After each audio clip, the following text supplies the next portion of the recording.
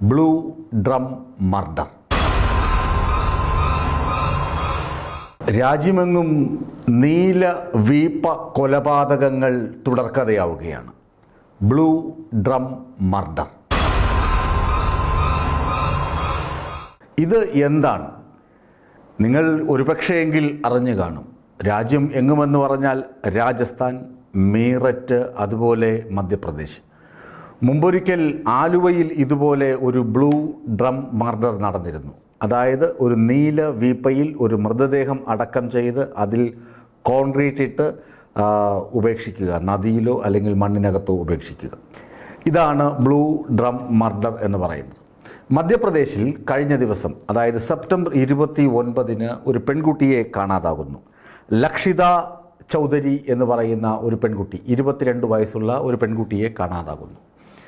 ഈ പെൺകുട്ടിയെ കാണാതായ ഉടനെ തന്നെ രക്ഷിതാക്കൾ പോലീസിൽ പരാതിപ്പെടുന്നു. പോലീസുകാർ അന്വേഷിക്കുന്നു. യാതൊരു വിവരവുമില്ല. ഈ പെൺകുട്ടിയുടെ ഒരു സുഹൃത്ത് മോനു എന്ന് പറയുന്ന മനോജ് ചൗധരി, അയാൾ വാട്സപ്പ് സന്ദേശം വീട്ടുകാർക്ക് അയക്കുന്നു. ഞങ്ങളിങ്ങനെ കറങ്ങാൻ പോയതാണ്, ഞങ്ങളിങ്ങനെ കറക്കത്തിലാണ്, ഞങ്ങൾ ഉടനെ തന്നെ വീട്ടിൽ തിരികെ എത്തും എന്നൊക്കെ പറഞ്ഞ് ഈ രക്ഷിതാക്കളെ ബോധ്യപ്പെടുത്തുന്നു. ഞാനും ഈ ലക്ഷിതയും ഒരുമിച്ചുണ്ട്, അതുകൊണ്ട് നിങ്ങൾ ഭയപ്പെടേണ്ട. ഇന്നിപ്പോൾ ഒക്ടോബർ 4 ആകുന്നു.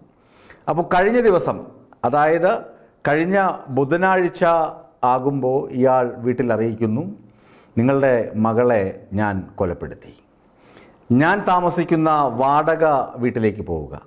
വാടക വീട്ടിൽ പോയിട്ട് വീടിൻ്റെ മുകൾ തട്ടിൽ ഒരു ബ്ലൂ ഡ്രം ഉണ്ട്, അതായത് ഒരു നീല വീപ്പയുണ്ട്. അതിൻ്റെ മുകൾ തട്ട് തുറന്നു നോക്കുക. അപ്പോൾ ഒരു പുതപ്പ് കാണും. ആ പുതപ്പ് നീക്കി നോക്കുക. അവിടെ നിങ്ങളുടെ മകൾ മരിച്ച കിടപ്പുണ്ടാകും. തീർന്നില്ലേ? ഇതാണ് ബ്ലൂ ഡ്രം മർഡർ. ഇനി ഈ ലക്ഷ്യതയുടെ കഥ നമുക്കൊന്ന് അനലൈസ് ചെയ്ത് നോക്കണമല്ലോ. കൊലപാതകത്തെക്കുറിച്ച് പറയുമ്പോൾ ആ കൊലപാതകം എങ്ങനെ നടന്നു, എങ്ങനെയാണ്? ഈ മോനുവിൻ്റെ പ്രായം, അതായത് മനോജ് ചൗധരിയുടെ പ്രായം 35, കൊല്ലപ്പെട്ട ലക്ഷ്യതയുടെ പ്രായം 22. ഇവർ തമ്മിൽ പ്രണയമായിരുന്നു. ഗർഭ ഡാൻസ് ആക്ടറായിരുന്നു ലക്ഷിത, കൊല്ലപ്പെട്ട ലക്ഷിത. ഗർഭ ഡാൻസ് അറിയാം, ഉത്തരേന്ത്യയിലെ ഒരു പ്രമുഖ ഡാൻസ് രൂപമാണ് ഗർഭ. ഞങ്ങൾ തിരുവനന്തപുരത്ത് യൂണിവേഴ്സിറ്റി കോളേജിൽ പഠിക്കുമ്പോൾ ഞങ്ങളുടെ ഡാൻസിൻ്റെ ടീം, രാകേഷും അതുപോലെ തന്നെ ഫൈസലേട്ടനും ഒക്കെ അവതരിപ്പിച്ച ഡാൻസ് ഗർഭ നൃത്തമായിരുന്നു. അതിന് യൂണിവേഴ്സിറ്റി പ്രൈസൊക്കെ കിട്ടിയിട്ടുണ്ട്. അന്നാണ് ഞാൻ ഈ ഗർഭ ഡാൻസ് കാണുന്നത്. ഭയങ്കര രസമാണ് ആ ഡാൻസ് കാണാൻ. കുറച്ചധികം ആക്ഷനും ഇച്ചിരി സാഹസികതയൊക്കെ ഉള്ള ചുവടുകളൊക്കെ വെച്ച് കളിക്കുന്ന ഡാൻസാണ് ഗർഭ ഡാൻസ്. അപ്പോൾ ഗർഭ ഡാൻസറായിരുന്നു ലക്ഷിത. ലക്ഷിത ആ ഡാൻസിൻ്റെ വേഷത്തിലായിരുന്നു മരിച്ച് കിടന്നത്. ലക്ഷിത കാണാൻ സുന്ദരിയായിരുന്നു. ലക്ഷിതയെ ഇയാൾക്ക് സംശയമായിരുന്നു. ഇവർ തമ്മിൽ അത്രയധികം അടുപ്പമായിരുന്നു, പ്രണയമായിരുന്നു. ഈ ലക്ഷിതയ്ക്ക് വേറെ ചില ആളുകളുമായി കണക്ഷൻ ഉണ്ടെന്ന സംശയം. കാരണം സുന്ദരിയാണ്, നർത്തകിയാണ്. അതുകൊണ്ട് തന്നെ അവൾക്ക് മറ്റ് കാമുകന്മാരുണ്ടാകുമെന്ന ഈ മോനുവിന് സംശയം. ഈ സംശയമാണ് കൊലപാതകത്തിലേക്ക് നയിച്ചത്. പിടികിട്ടിയല്ലോ. എന്നിട്ട് ഇവൻ ഈ പെൺകുട്ടിയെ ഇവൻ്റെ വാടക വീട്ടിലേക്ക് വിളിച്ചു വരുത്തി. എന്നിട്ട് ഡാൻസ് കളിപ്പിച്ചു എന്നാണ് പോലീസ് പറയുന്നത്. ഗർഭ ഡാൻസ് കളിപ്പിച്ചു. അവസാനമായി അവന് ഇഷ്ടപ്പെട്ട തരത്തിൽ ആ പെൺകുട്ടിയെ കൊണ്ട് ഡാൻസ് ചെയ്യിച്ചു. എന്നിട്ട് വീപ്പയിൽ വെള്ളം നിറച്ചു. ബ്ലൂ ഡ്രമ്മിൽ വെള്ളം നിറച്ച് അതിനകത്ത് ഈ പെൺകുട്ടിയെ ഇട്ടു. എന്നിട്ട് ശ്വാസം മുട്ടിച്ച് കൊലപ്പെടുത്തി. ശ്വാസം മുട്ടിച്ചു കൊന്നു. മരണമുറപ്പാക്കിയ ശേഷം ബെഡ്ഷീറ്റ് കൊണ്ട് മൃതദേഹം മൂടി. എന്നിട്ട് വീപ്പ അടച്ചു വെച്ചു.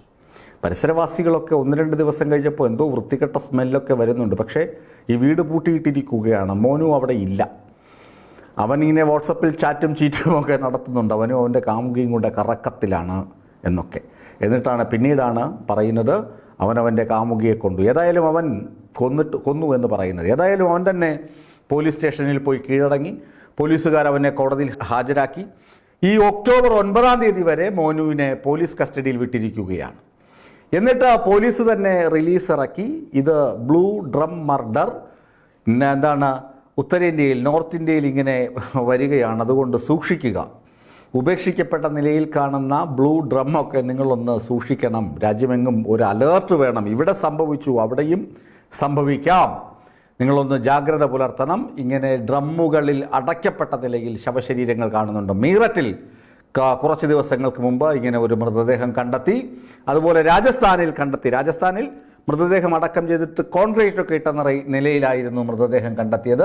കേരളത്തിൽ ആലുവയിൽ കണ്ടെത്തിയത് പക്ഷേ ഇതുവരെ തെളിയിക്കപ്പെട്ടിട്ടില്ല. ആ കേസിൻ്റെ തുമ്പൊന്നും ലഭിച്ചിട്ടില്ല. ഒരു ബെഡ്ഷീറ്റിൻ്റെ തുമ്പം കാണ്ട് കുറച്ച് കണ്ടെത്തിയിരുന്നു എന്ന് മാത്രം. അത് വർഷങ്ങൾക്ക് മുമ്പാണ്. എനിക്ക് തോന്നുന്നു 2014-15 ആ കാലഘട്ടങ്ങളിലായിരിക്കണം ആ കൊലപാതകം നടന്നത്. ഒരു ലേഡിയാണ് മരിച്ചത് എന്നാണ് എൻ്റെ ഓർമ്മ. കേരള പോലീസിന് അതിൻ്റെ കേസന്വേഷണത്തിൽ തുമ്പൊന്നും കണ്ടെത്താൻ കഴിഞ്ഞിട്ടില്ല എന്നാണ് എൻ്റെ അറിവ്.